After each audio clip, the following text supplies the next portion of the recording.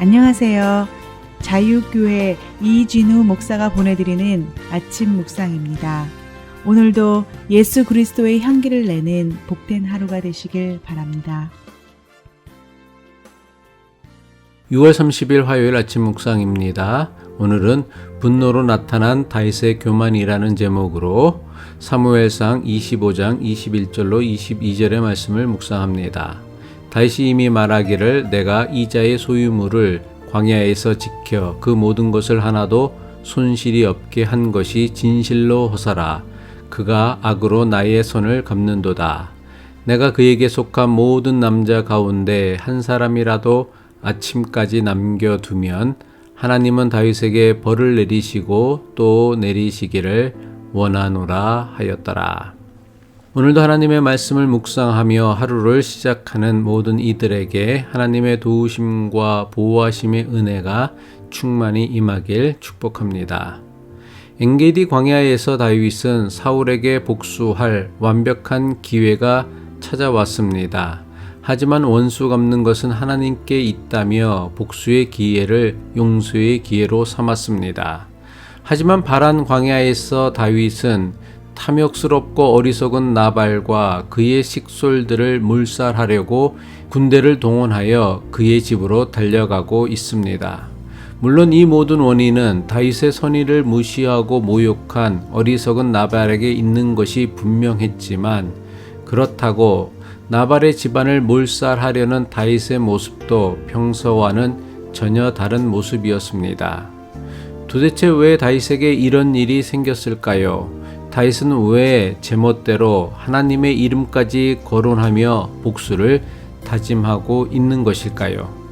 과연 다윗이 맹세한 것처럼 어리석고 탐욕스러운 나발과 그의 가족을 몰살하는 것이 하나님의 뜻이었을까요? 아니요, 절대로 그렇지 않습니다. 사울에게 복수하는 것이 하나님께 속한 것이라면 나발에게 복수하는 것 역시 하나님께 속한 일입니다.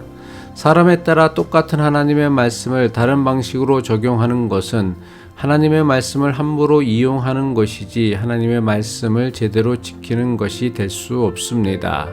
사울에게 사사로이 복수하는 것을 하나님이 원하시지 않는다면 비록 어리석은 나발이라 할지라도 사사로이 복수하는 것은 하나님께서 원하시는 일이 결코 아닐 것입니다. 자신을 죽이려고 혈안이 되어 있는 사울을 죽일 수 있는 완벽한 기회가 있었음에도 하나님의 뜻을 지키기 위해 용서를 베풀었던 다윗이었습니다. 그런 다윗이 사울에 비하면 별로 큰 일도 아닌 나발에 대해서는 심히 분노하며 나발뿐만 아니라 그의 가족까지 몰살하려고 한 것입니다. 신실한 믿음의 사람들이 넘어지는 경우는 대단한 시험이나 누가 보아도 심각한 위기 때문에 넘어지는 경우는 별로 많지 않습니다. 오히려 하찮게 보이는 사소한 시험이나 문제 때문에 신실한 사람들이 넘어지는 경우가 훨씬 더 많습니다. 엄청난 시험이나 위기를 잘 넘긴 사람이 지극히 사소하고 하찮아 보이는 문제에 너무나 쉽게 무너지고 넘어집니다. 대단한 시험이나 위기 가운데서도 믿음을 지켰던 사람이 정말 시시한 문제에 넘어지고 맙니다. 어렵고 힘든 위기를 잘 넘기고는 누구나 넘을 수 있는 시시한 문제에 걸려 넘어집니다. 대부분의 부부싸움이 어떻게 시작됩니까? 정말 작은 것 하나로 시작되어집니다. 별것 아닌 것 가지고 시작했다가 사내 못 사내 심각해지는 게 부부싸움입니다. 다윗이 그랬듯 우리도 별반 다르지 않습니다. 큰 일에는 잘 참다가 별것 아닌 작은 일에 넘어져서는 지금까지 애써 쌓은 공든탑을 무너뜨리는 경우가 너무나 많습니다. 나발에 대한 다윗의 주체 못하는 분노는 다윗의 내면에 숨겨진 교만이었습니다. 물론 악한 나발에 대한 다윗의 분노는 지극히 타당해 보입니다. 그럴듯한 명분과 이유가 있는 듯합니다. 하지만 나발에 대한 다윗의 분노 이면에는 나발에 대한 다윗의 무시와 교만이 숨겨져 있음을 발견하게 됩니다. 다윗은 이스라엘의 왕인 사울이 자기를 박해하고 핍박하는 것은 잘 참을 수 있었습니다.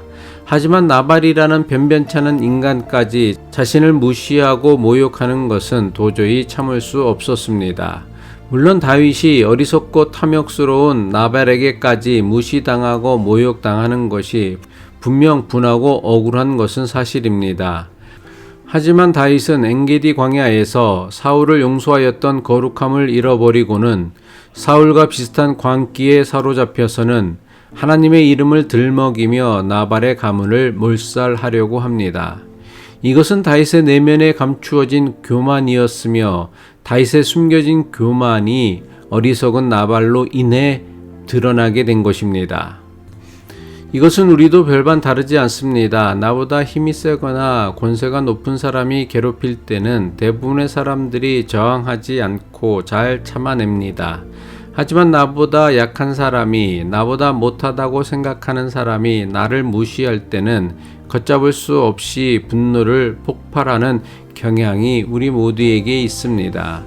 사람의 교만은 종종 약자에 대한 분노의 모습으로 나타날 때가 많습니다. 교만이 드러날 수 있는 대표적인 형태가 약자에 대한 분노입니다.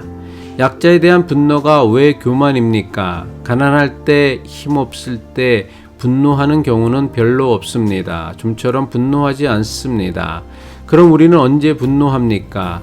내가 좀 힘이 생기고, 내가 좀 능력이 생기고, 내가 좀 돈이 있다고 생각할 때 분노합니다. 그래서 드러난 모양은 분명 분노이지만 그 본질은 교만인 것입니다. 인간관계에도 마찬가지입니다. 연애할 때는 대부분 다 겸손하고 잘 참고 잘 인내합니다. 왜 겸손합니까? 왜 잘 참습니까? 상대방의 마음을 얻어야 하므로 교만할 수가 없습니다. 하지만 상대방의 마음을 얻기 위해 겸손하던 사람이 막상 결혼하게 되면 어떤 일이 벌어집니까? 교만하기 시작합니다. 당신이 시집을 잘 왔다느니, 장가를 잘 왔다느니 하면서 말입니다. 왜 그렇습니까? 지금까지 숨겨진 본색이 드러나기 때문입니다. 숨겨진 교만이 드러나기 때문입니다. 그래서 자기 배우자가 자기 뜻대로 변화되기를 원합니다. 자기 뜻대로 조종되기를 원합니다. 세상에는 우리를 화나게 하고 분노하게 하는 나발과 같은 어리석고 탐욕스러운 사람이 너무나 많이 있습니다. 우리는 너무나 자주 어리석은 자와 갈등을 일으키고 충돌하며 살아갑니다. 누가 보아도 저들의 잘못이, 저들의 어리석음이 너무나 분명하기 때문입니다. 하지만 분명히 기억해야 할 중요한 사실이 있습니다. 우리가 싸워야 할 것은 세상의 악함이지 어리석음이 아닙니다. 어리석은 자와 싸우면서 자라나는 영성은 없습니다. 어리석은 자와의 싸움은 오히려 우리 영성을 형편없이 망가지게 할 것입니다. 기도드리겠습니다. 거룩하신 하나님, 좀처럼 다스리지 못하는 분노와 혈기 때문에 지금까지 지켜온 우리의 믿음과 영성이 한순간에 무너지지 않도록 연약한 우리를 지켜주옵소서.